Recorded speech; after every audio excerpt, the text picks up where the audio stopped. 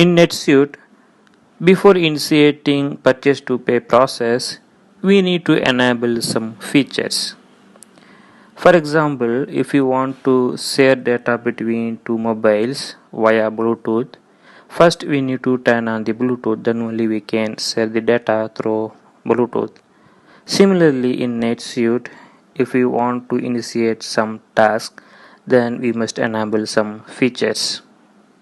Now go to Setup and click on Enable Features as shown here. Now a page will be opened like this. Now go to this Accounting tab, and here you can see so many checkboxes. We need to enable the record checkboxes. First, enable the AP checkbox.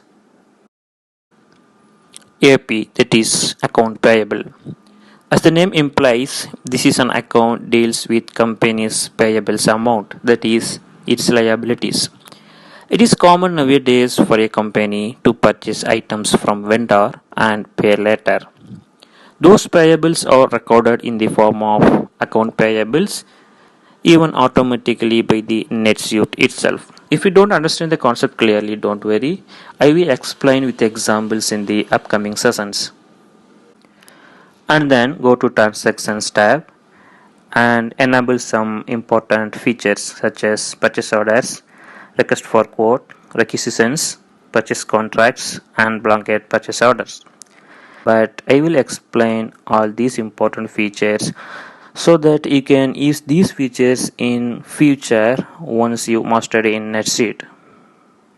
We must first enable these purchase orders, then only we can create purchase orders and create item receipt and create bills against this purchase order. Here when you select this, NetSuite creates a non-posting account for purchase orders. Non-posting account is the account that don't have any financial impact. This account deals with some details, for example, what purchase orders we created, whether we received or closed those purchase orders, and the like.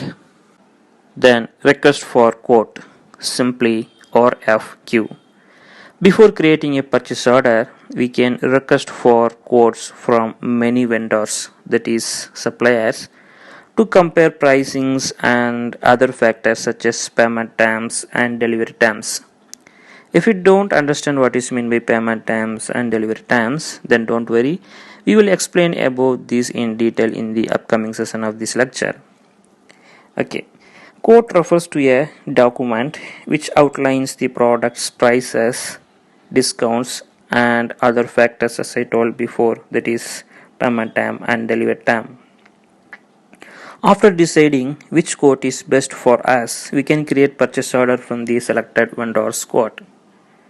To create this request for quote, first we must enable it. Then requisitions. Requisitions, also called as purchase requisitions. It is the intercompany process and it is the first step in procurement process. When a need for certain items is identified by an employee or the department of the organization, then a request is sent to the procurement department in order to get the approval for purchasing the required items. This is what called as requisition. To create and track the requisition, we need to first enable it. Then purchase contracts.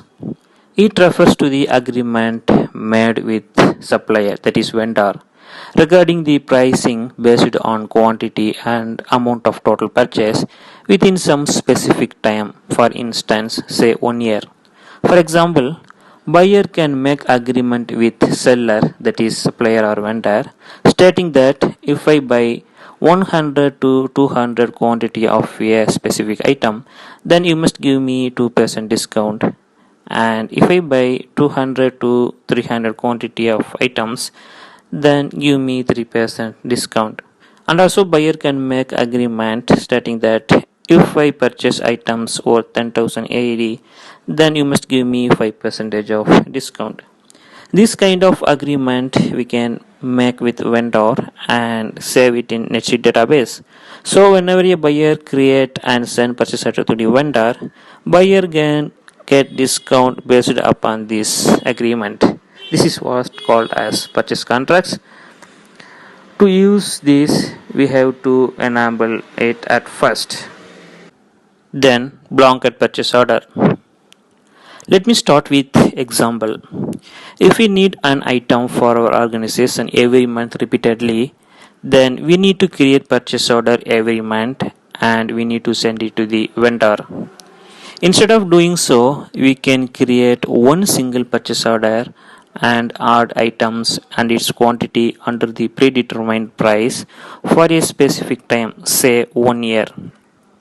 And we can save it. This is what called as blanket purchase order. Thus, it saves our time. Now, suppliers can send items every month for a certain time, say 1 year. To create this type of blanket purchase order, we must first enable it. And then we are going to enable the very important feature, that is advanced receiving. Sometimes suppliers send items on one day and bill after some days.